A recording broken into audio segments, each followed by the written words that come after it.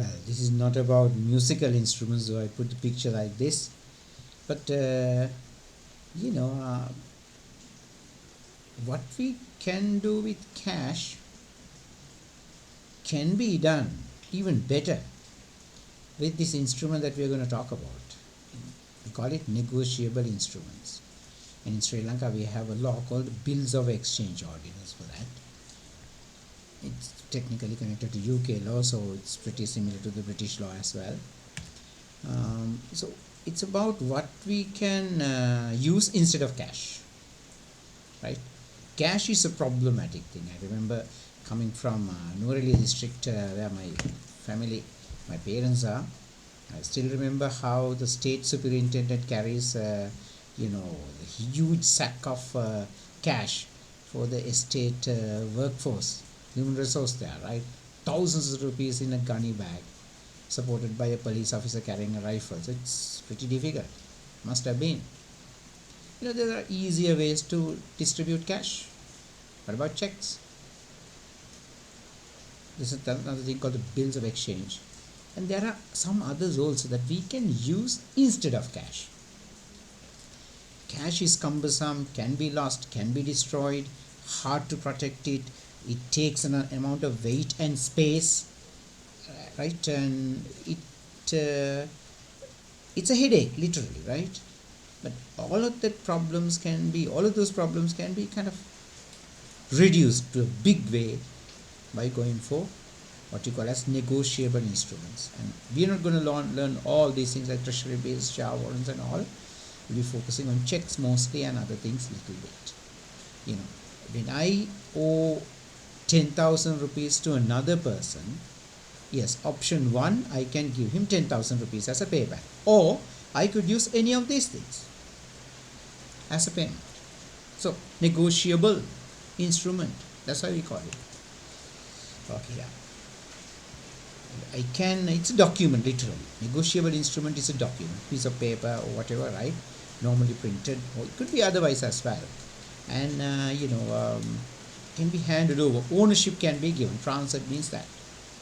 And it can be given from person to person. We'll be learning that. And whoever who holds it validly has a full right to it.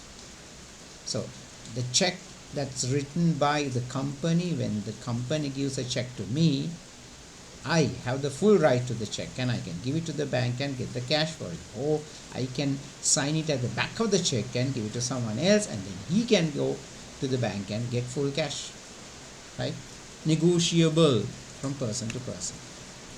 Typical thing, right? So if imagine that you have to pay me something like 2,000 rupees, I can send you a letter through another person telling, pay this person that 2,000 rupees. Person who brings it, please give him 2,000 rupees. That's a bills of exchange. Actually, you should be giving me the money, but I could tell you, no need to pay me. Since I owe that particular person a certain amount of money, you pay my money to him. That's bill of exchange. Check on the right side, on your left side of it. Any bill of exchange, any negotiable instrument is an unconditional order. Just do it. That's it. No conditions. Unconditional. Always written. Addressed by one party to another. Yeah. The bill of exchange has to be signed. Treasury bill, share warrant, all that, right? Have to be signed by someone. What's it? Giving another party an order. What is it? Pay a certain amount of money to a person named in the particular bill. That's how we say it, right? It's an unconditional order, written, addressed by one party to another, signed by the maker. Maker means a person to make it, right? Ordering that party to pay a specific amount of money, either on demand or at a fixed or determinable future time. Something like that. You may not have seen these kind of things, but it's very common, right, in the industry. May raggen ena mohu weta me mudala gewanu. That's it. That's a bill of exchange. Yeah, simple format of a bill of exchange. This is not something which is exams oriented per se, but in real life, yes, they are valid papers. Remember that. You don't need witnesses, you don't need the lawyers, right? Then ඔබ වෙත යමෙකු ණය නම් යම් කිසි මුදලක් ඔපුට කරන ලිඛිත නියෝගයක් වළංගු නියෝගයක් වෙනවා, right? It's a written, if it's a written one, if it's a signed one by you, and if it's a clear cut order by you with the date and all that, it's a valid order. Court will accept it. You don't need to frank. All you need is a signature. No need of having witnesses also, because he is the one who has to pay you money, so you can order him to do few things. This is where you're going to say hit. And this is where you'll be having some kind of understanding about what checks are all about. All of us have misconceptions about checks. Very few of us, even in the industry, right, have a kind of a good idea about checks, right? So let's hope that this lesson will clear up some of the doubts that we may have with regard to checks. Take a look at the face of the check now. The date is there, the amount is there, right? Pay, unconditional, teach lane, and a specific amount of money, right? Signed by the maker. Ordering whom? The New Delhi Bank, right? State Bank of India, to pay this particular amount of money. Is there a particular time mentioned? We don't see a time there, right? But normally Bank of Sri Lanka check it goes for 60 days again, and then the relevant numbers and all are there for us to, for the bank to identify the check. So an unconditional order in writing, written, yes, signed by the person who made it, ordering another party to pay a specific amount of money, either on demand or at a fixed or determinable future time. So here it's a cash check, right? It's there are no crossing here. It's a cash check, so that means you can give it to the bank and get the cash over the counter.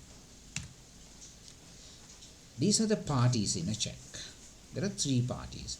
The person who signs the check, person who has to pay for the check, person who can get money for the check. Imagine that you work in a company, and after your month's work, maybe 9th or 10th of the month, perhaps 20th, the company gives you a check in return for your work. It's your monthly salary, paycheck we call it, right? And then you sort of give it to the bank. Who are you? The payee. Who's the bank? The drawee. Who's your company? The drawer. The drawer is the one who signs the check. Bank company will be signing the check, right? The salary clerk or the director or senior manager will be signing the check. So it's a drawer. Drawee, the bank. Bank is the final destination of the check. Who are you? The person having the check in the hand. Pay. So you need three parties for a check. Remember that. Okay. So drawer, drawee, pay. Yeah, it's a bill of exchange. The only difference is it ends up in a bank. Typical bill of exchange, okay, person to person, අපි කරන නියෝගයක්, no? The bill of exchange is, it's a similar order but ends in the bank. What happens here is your company gives the order to the bank to release cash from the company account in the bank to you. Draw is always a bank in a check, remember that. One who has to pay at the end of the day is a bank. Who can have a checkbook? You have to be the current account holder. A savings account holder normally cannot have a checkbook. If you're a current account holder, you have the right to maintain a checkbook. Of course, when you are a saving account holder, we can deposit our checks into our savings account. That's no issue. We're going to learn about the features of a check. What are the key things in a check? Endorsement, holder in due course, crossing, signature, acceptance. All these are very relevant, and there's a lot of learning here we need to put in place in our practical lives, in our real lives as well. This is the back of the check. Two sides are there. See? Endorsement. In Sri Lanka we call it endorsement somewhere, but right word is endorsement. Then on the other side we have something for the bank. We write nothing here. This is for the bank. This is for us. So when I get the check from the bank, when I get the check from the company, when I give it to the bank, what do? I sign here, right here. And below that I may write my name, maybe my ID number, maybe my bank account number, I better sign it all the way here. What do? I endorse. Without endorsing at the back of the check, you cannot hand over the check to the bank. Some of the banks have check deposit machines. Never deposit a check into a check deposit machine without endorsing at the back of it. Endorsing කියන්නේ මොකද්ද? Just putting your signature. Make sure you put your long signature, right? Not the short signature, and your name and ID number ideally, and if possible, if needed, bank account number also. Endorsement is a must when you deposit the check or hand over the check into the the bank. It's a must. Never fail to ignore that, right? So that's the meaning of, okay, I am the one who is holding the check. I am validly handing over the check to the bank. If the endorsement is there, okay, the rest of the procedure bank will do. See, endorsement is done by the payee. Who's a payee? You, right? Company is a drawer, you are the payee, bank is a drawee. So you, when you hand over the check to the bank, has to sign at the back of the check.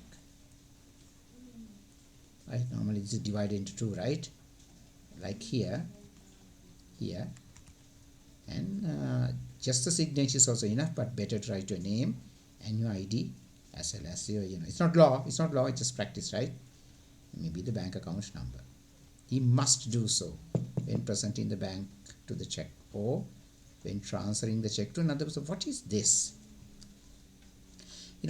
I get my salary check and imagine that I owe some money to someone. Let's say I have to pay money to, let's say a big amount of money to, imagine the telecom, because I've been delaying my payment. I have to pay a large amount of money, imagine, to the grocery shop.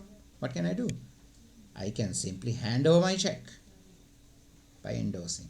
Let's say my salary check is 20,000 rupees and I owe the shop also same amount of money. Rather than going to the bank and depositing the check and getting cash and going to the shop, I can straight away go to the shop and hand over the check to the bank. Hand over the check to the shop, telling, okay, instead of my cash, me check එක තියාගන්න. How can I do it? By endorsing at the back of the the check. I tell you exactly how to do that kind of endorsement. Normally when we transfer a check to another person, හරි? එතකොට අපි උඩම endorse කරන්නේ, we endorse it a little bit උඩින්ම endorse කරන්නේ නැතුව we endorse it out here. We keep a gap and then we put our signature. Why do we do that? The person who got the check from us now, right? He should be having the right to sign it on top of it. So we leave some room for him and start our signature here. So that's how we do the endorsement. Then, okay, I'm giving it to the Mudalali, grocery. He'll be putting his sign and hand it over.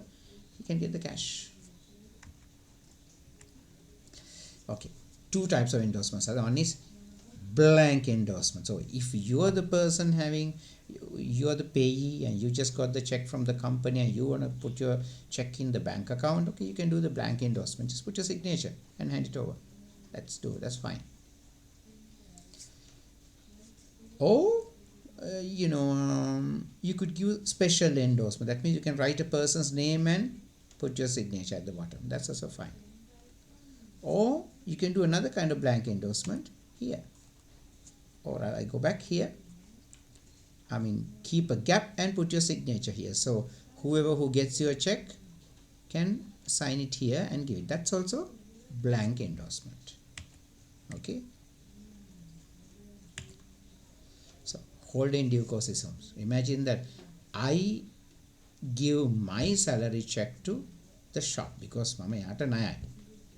So who is he? Then mama ne pay company එක මට දුන්න check එක මම දෙනවා මුදලාලිට. මම යාට ණය නිසා.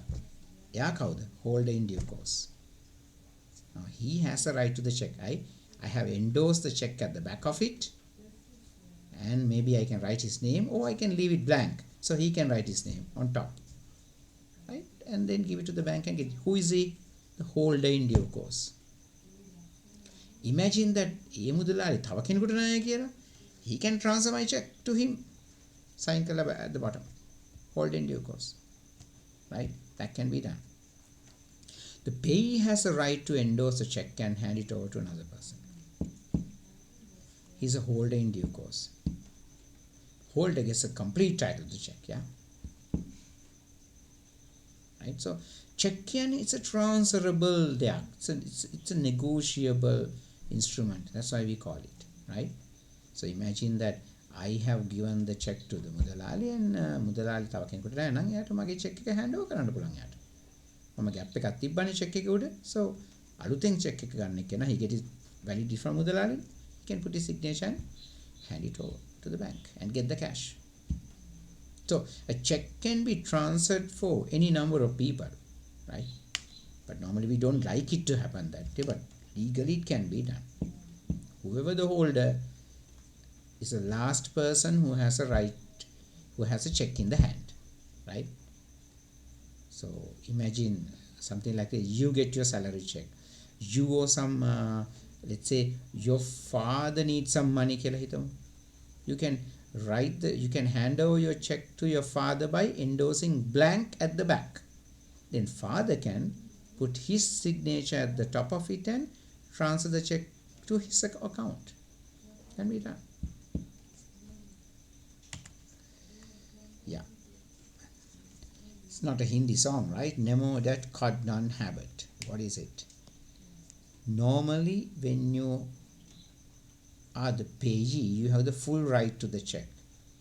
But when you hand over the check to another person, we call it he has a better title to the check. That means if a check comes to the bank after it being transferred through number of hands, bank will trust such a check more because it has been through couple of people, right? That's the way of the check. Nemo that codnon habit is part of the sale of goods. That means what you get is what you have, right? Normally in sale of goods we say you cannot transfer a better title than what you have. Imagine that you buy a mobile phone and you use it for 6 months, and after that you hand it over to another person. What you give is what you have. It's not a brand new phone, it's a 6 months old phone. So its value has also gone down, right? Right? So what you are giving is what you are having at the moment. It's not brand new. So there's deterioration. We call it depreciation. In accounting, you learn it. Same goes to the title also, right? So if I, imagine that I sell a table from our home. Can I sell a table from our home to an outsider? I have a problem. Normally when I sell furniture, I should be having the receipt. Now, who has bought the table? Let's say my mother has bought the table. So the receipt may be in my mother's name. So can I sell it? No. Right? Whenever you buy furniture, second-hand furniture, make sure to ask for the receipt. You have to have it. So it's only the mother who has a right, or father, right, who has a right to sell the table. I, as a son, don't have the title. So if I sell the table to someone else, he also has no title. Right? That's the meaning of nemo that codnon habit. That means what you can give is what you have, title-wise. But when it comes to the checks, it doesn't apply there. That means if you are the valid owner of the check, when you give it to someone else, he will have better title to check. Okay? Crossing of the check. Normally what we should do is this. Whenever we get a check, we should cross the check. There are two places where you can cross the check. Here the top left hand corner of the check, or right in the middle of the check. On the face, across the face of the check. Crossing is drawing two parallel lines across the face of the check, this way or this way. Dekin nekak. Right? What's the meaning of crossing? When you cross, you can cross this way also, right? You can cross it without anything in the middle. You can write account payee, or you can write not negotiable, or you can write and company. This of course Very rarely you would see, but this you will see a lot in government checks, right? Account pay, very common in company checks. Because normally the companies don't like the check to go nanatare, right? That means you give the check to someone and he gives someone. Companies normally don't like it. Company want the payee to deposit the check himself. It's common to see the cross checks in business, because in business, I mean the wholesale and that kind of business, right? People transfer checks from person to person, so it's very common to see just crossing. That means deposit the check. Can't be taking the check over the kind of encashing the check over the counter. So purpose of crossing is that you have to deposit the check into the account. You cannot encash a check like a normal cash check. Cash check එකක් කියන්නේ cross කරපු නැති check එකක්. A check that is not crossed can be given to the bank and can be taken cash wise across the counter. අවුලක් නැතුව. But if it's a cross check, you cannot do that. You have to give it to the bank.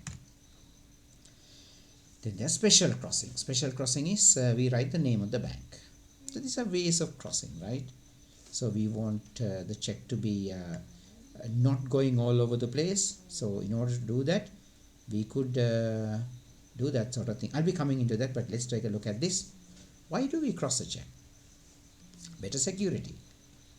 You can't simply steal a check, right? You cannot steal a cross check, because a cross check must be deposited into the account of the payee or the holder in due course, right? So that is there. So some better security is there. Cash check can be stolen, remember that. And whoever the bearer check, right? Normally a cash check has just pay or bearer, see? Pay or order. Anybody can technically give the check to the bank, and okay, has to show the ID, but not law, right? Even without an ID, you can encash a cash check. So when it's a cross check, you have to deposit it to the bank and to your account that you have, right? Must be deposited. And yes, the drawer has the right to control the transfer of the check. Right? That means when the check is crossed, we know that the check will end up in the bank. And there are other ways that the drawer can control it. This way. Here the drawer can write a name of a bank, so the check has to be presented to that bank only. We call it special crossing. Drawer ඒ වැඩේ කරන්න පුළුවන්. Here drawer can write account payee only. If he writes that, then the payee should not transfer the check to someone.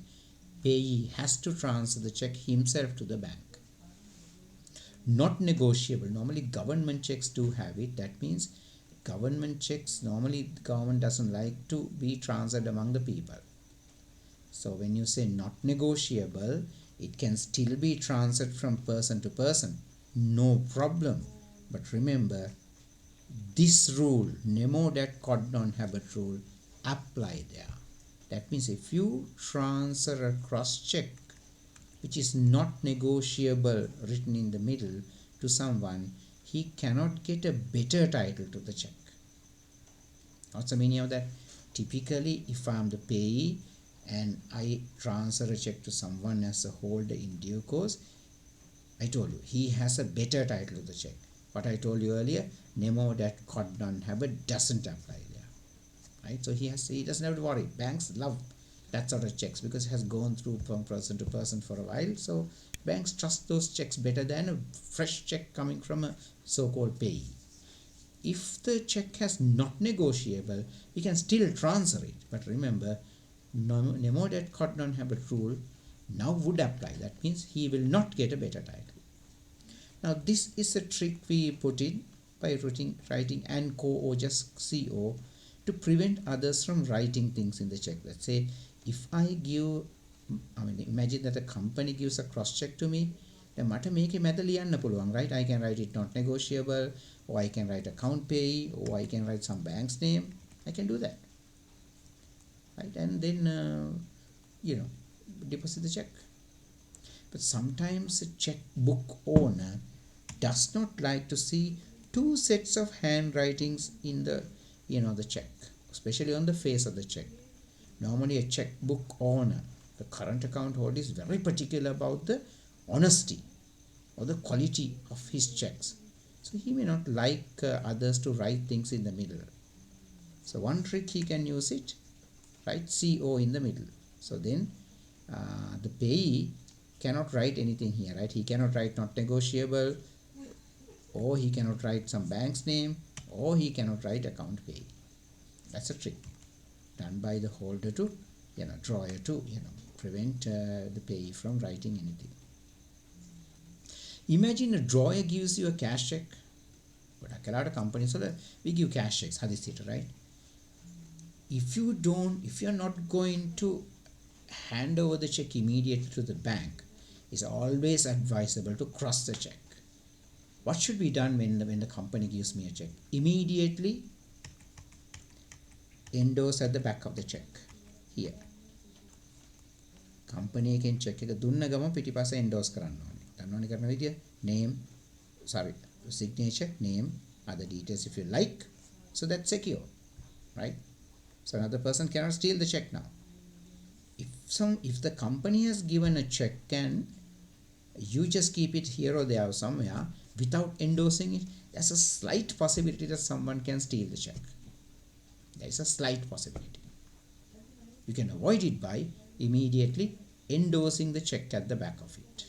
Then another person can't give it, right, because your signature is already there. Another thing is, if the company has given a check, a cash check, and you are not interested in getting the cash immediately, better cross it. Right? That means, again, better security for the check. Why? Endorse it and cross it. So that check must only be deposited into your account. Another person cannot steal the check. Remember that, right? Signature. Yeah. Only the drawer can sign on the face of the check. When signing a check, we have to be very careful to be maintaining one type of a signature. And our signature may have a recording in the bank, and be very careful with regard to the signature that we put in. Some people have various artistic signatures. Make sure to have one kind of a signature. Literally, larger signature would be more helpful than a tinier signature, right? And we have to be very careful about the checkbook, right? Normally the companies have a habit of, sometimes, right, managers have a habit of signing the checks without filling up the details. Normally what's done is the manager would be signing the checks and giving it to the salary clerk, and he will be filling the details. He or she will fill the details and hand it over to the the employees. It's rather risky, but normally done. So prevent karana banks go for a double signature system. That means a senior manager will sign the checks and leave it to the salary clerk. Once the salary clerk fills the details, she will or he will hand it over back to the deputy manager or whoever. Then he will put his signature there. So the double signature system is done to protect someone doing something hanky-panky with checks, right? So banks are very particular with regard to the signature. So we also should be alert to the fact of that, right?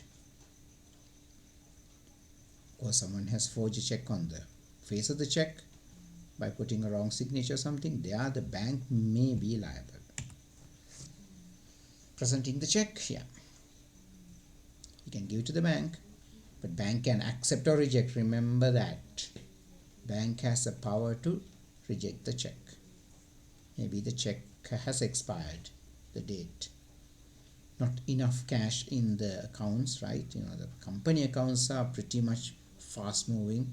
Today there may be 5 million in the account, and evening there may be nothing left, and it's very not that uncommon for the bank to issue checks, company to issue checks more than what they have in the bank, right?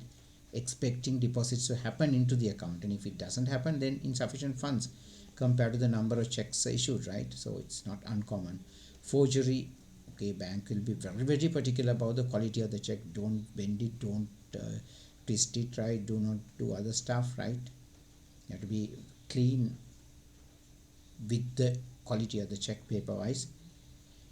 Yeah, I mean, sometimes the bank may have gone bankrupt, or perhaps the person who the drawer is may have died, that kind of thing, incapacity. Sorry. Any suspicious evidence, let's say, if I hand over the check to a bank like a rather, kind of a nefarious looking fellow, bank has a right to hold back. For example, I have never ever deposited, let's say, a 5 lakh rupees, 5 lakh check into my account. Imagine that I get 5 lakhs, right? I don't think I will get that much of money in a check. And I go to the bank. Now, with my bank, I have a 20-year history. But still, bank will be rather suspicious. This guy has been depositing checks of 75,000, 1 lakh and all that. How come he suddenly, deposit 500,000? The manager may be looking up and down. He may be asking me a question or two.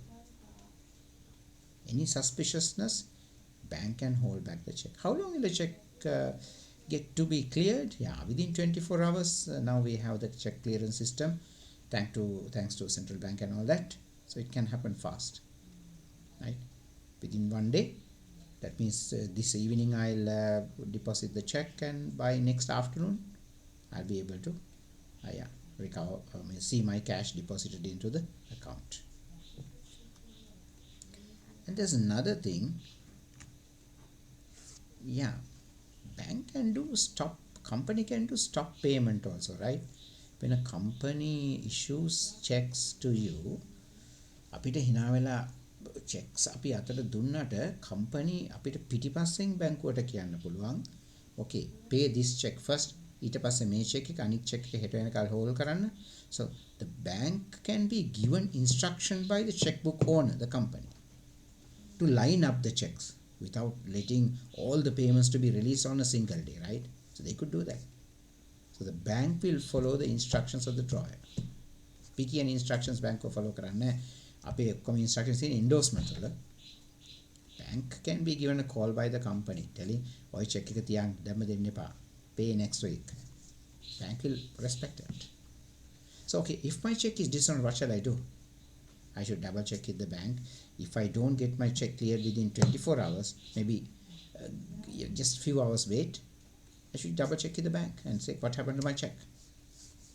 Then the bank will let me know, and I can get a photocopy of the check, and I can send an immediate letter to the company telling your check has been dishonored. I have to send notice of dishonor. Ideal legal way is that. So that means my check would be cancelled automatically, so the company is liable to give me a brand new check.